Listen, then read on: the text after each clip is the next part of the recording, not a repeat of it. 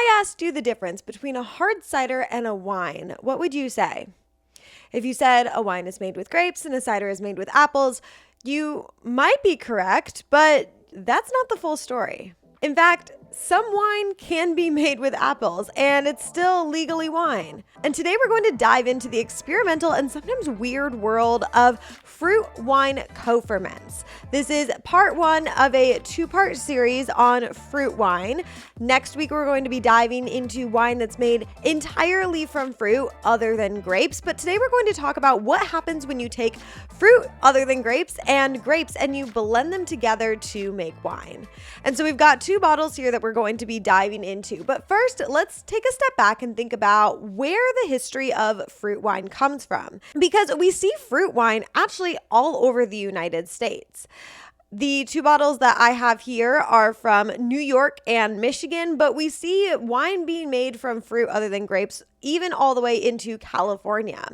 But it's more popular in the East Coast and Midwest region, and there's a historical reason for that. So we got to go back to the 1600s when Europeans first came over to the United States and they wanted to bring some of their culture here. And so they were planting Vitis vinifera grapes.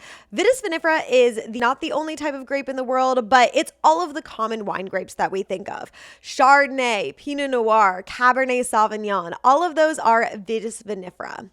And they were trying to plant these grapes in the United States, but the climate here is not the same as the climate in Europe. And we have some parasites that were attacking these vines and killing them. But the settlers didn't know that. But these settlers were working hard here in America to build up their lives here, and they needed their wine.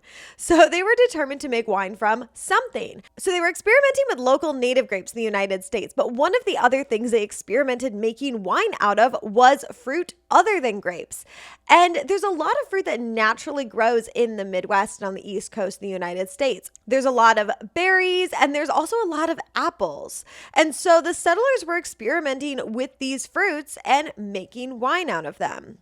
Fast forward to Prohibition, people were making bathtub wine at home from these wine bricks that were basically dehydrated grapes, and they didn't always taste super good. So people are adding things like sugar, but then also sometimes fruit juice to these homemade wines as well to make them taste good. These days, there's a lot of really great Vitis vinifera as well as other species of grape wine being made in the United States, but a lot of wineries still like to experiment with wine made from other fruits. So that brings us back to our original question. If you're making wine with something like apples, how is that legally or even just in our brains different than something like a hard cider? There are some products that blur the lines a little bit, but in general, to be considered a hard cider by the TTB, which is the official government organization that regulates all of this stuff, a cider has to be below 7% ABV or alcohol by volume. And typically wine is higher. A lot of wines will range from like 12 to 15% ABV, but fruit wine is oftentimes lower. I think these two that I have here range about 9% ABV each. So wine made from fruits, if it's above that 7% ABV, it can't legally be considered cider. But at the end of the day, it's all just labels. And who cares if it tastes good? So we are going to dive into these two bottles here and talk a bit about them. So this first bottle we're going to start with is from Michigan. This is from Mari Vineyards. This is their Drolly Ambra, and it's got a label here. I will turn it. It kind of looks like a monk scroll, which is what it's named after, the Drollery there. So this one is from Traverse City, Michigan, which is up in the very tip of the mitt. And this one here is made up 85% northern spy apples that grow up in Michigan and 15% from a grape called Malvasia bianca, which is a grape that's actually from the Mediterranean region like Greece. It's a crisp white wine grape. So these are co-fermented. So the juice from the apples and the juice from the grapes are fermented together, which means that the winemaker is not able to taste this along the winemaking process. They have to be pretty confident in the blend that they're making ahead of time, because unlike blends where you make maybe two separate wines and then you blend them together after the fact and you can play around with the percentages, this is just going to be what it's going to be. And so I'm super excited to try this. This is a sparkling wine, so it's going to be more close to a cider, I'm expecting, than a wine because it is sparkling, because it's mostly apples. But let's dig into it. I lost the cap. All right, so I did see some bubbles there. And look at how quickly they dissipated, though. That looks more like a beer or a cider than it does a wine. So first off, my initial smell, it smells like hard cider. I'm definitely smelling the apples, which makes sense. It's 85% apples. So apple is definitely the main flavor here, which isn't surprising, but it also has a little bit of like a tomato leaf to it. A little bit of that bitterness from the apple skins. It's really nice though. It's not a bad bitterness. It's crisp, it's fruity, it has some body to it. And it's got a little bit of blossom, a little bit of honeysuckle, some apricot notes as well. And I'm thinking it might be getting that from the Malvasia Bianca because those are notes that are typically present in that grape. So this is a really unique example of taking two different fruits and blending them together. This has a bit more complexity than you typically get with just a regular straight apple hard cider because of the grapes. But it's a little bit more like a cider than drinking a wine. So if you're not a wine lover, this is the wine for you because it's got that cidery body to it, the fizz. It's got a lot of notes of apple cider, but there's just a bit more going on here than in a typical cider. So this is super fun. It's also a higher ABV, so be careful, or maybe that's what you're looking for.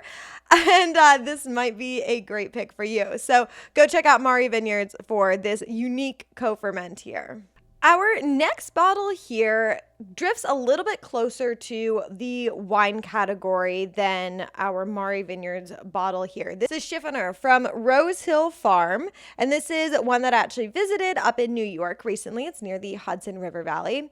And this one is also a mix of grapes and apples. They were also co-fermented and pressed, and then this here actually was oak aged as well. So I'm really curious to see what the oak aging does because that's not something that typically happens with cider, but happens a lot with wine. Oak aging can add some toasty notes, some vanilla notes to it, can add some more complexity and some body to it as well. So I think that this is going to taste more like wine than cider, but let's open it up and see.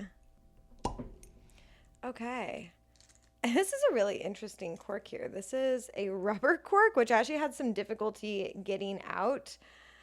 Usually I would have used my wine key, but I've got these corkscrews today because I needed the bottle opener on the top. But it's all good. I got it out. Look at this. Interesting.